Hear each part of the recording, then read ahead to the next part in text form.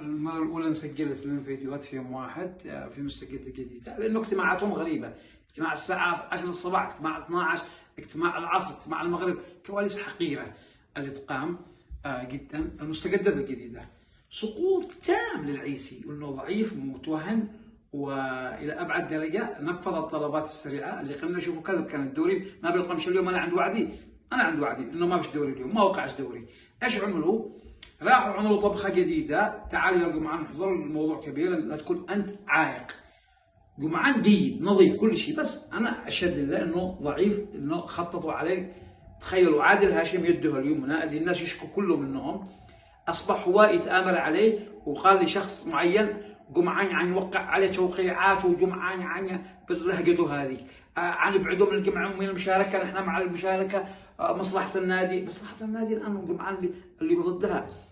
عملوا لوبي على جمعان قوي، استسلم. وفي غلطات انه استفزها اللي صنعها، استفز مايو، اتقالبوا عليه. الف تحيه لنادي اليرموك اللي كانوا يقولوا حق المطابعه، لا، نادي رياضي فني كروي حق الاخوان المسلمين، لا، ألف مليون تحيه لنادي العروبه، صامدين معك. انت فجاه تجهز فريقك يسافر. جمعان سقوط خلاص.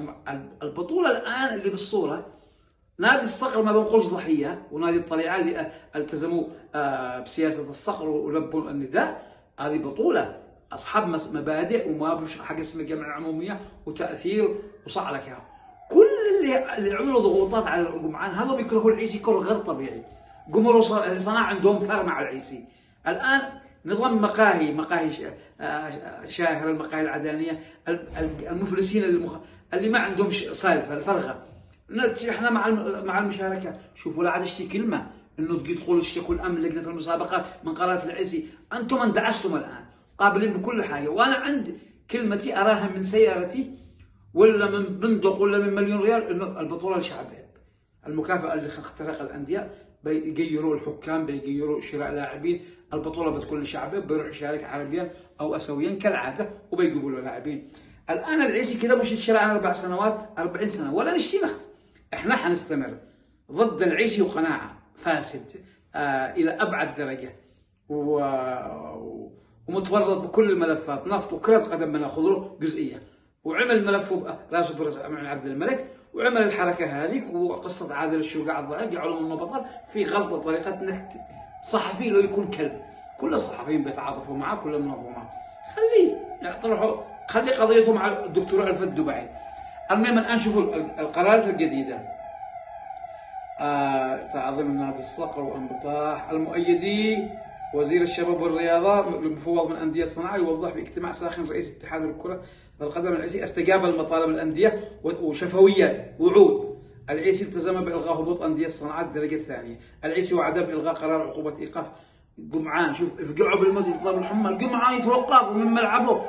راجع القدمي لعب لعبه وجمعان انصدم فيه، وجمعان ما عاد يرد على تليفوناته. بعد يوم يقول لك لا انا مصلحتك يا جمعان في لعبه قذره، احنا من ملعبه.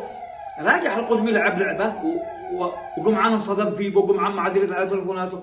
بعد يوم يقول لك لا انا مصلحتك يا جمعان في لعبه قذره. احنا مش كاعلام، كرياضيين، ما بقولش كاعلام، انا عارفين انه ضيف على الاعلام، او بسمي نفسي ناشط، ان هذه لعبه قذره ما تشرفنيش.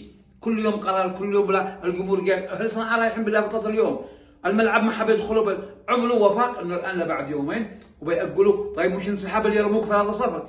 كيف انت غيرت اللائحه؟ الان بيأجلوا اليرموك المباراه، بيسكنوها من جديد، وبيعملوا هذا. انا اقول لكم شوقي احمد هائل ما بيتراجعش كمبدا، بفلوسه قادر يضيع 1000 عيسي لو نزل سوق حقه. طليعه ما بيتراجعوش، مصلحتهم مع شوقي كان يقدر يغازل الانديه اعلانات من زي ما فعل مع اهل تعز وطليعه ورشيد، وصلت ل 40 مليون في الاعلان، تجاري تسويق بند بالشركه.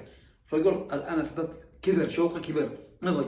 انا كتبت عن شوقي 700 مقال في الرياضه وغير السياسه، ويعني كذا يعني اسخن والله محترم. لا اتقبلهم بروح رياضيه، ولا استعمل الابواق الاعلاميه زي ما يفعلوا هم، ولا قله ادب عملوا معانا، ولا اوعزنا. لا، رجل اتقبل بحضاره، استفاد الان، بيصحح اخطائه وبيستمر فيها. والملف حق الفيفا بيتحرك في معامي. اللي بيوقع هذا خطا، اللي بيوقع خطا. والسقوط الاكبر حسام السنباني، الجمعان العيسي ساقط تماما. اما هذول اللي تبعوا كلهم تبع. اما انا اقول لكم ما اقدرش عاد اوعد بشيء انه الدوري خلاص ما بيقامش اليوم، بس في كلام انه بعد 3 ايام، ولا لنا لقاء بعد 3 ايام، ايش من مستجد جديده.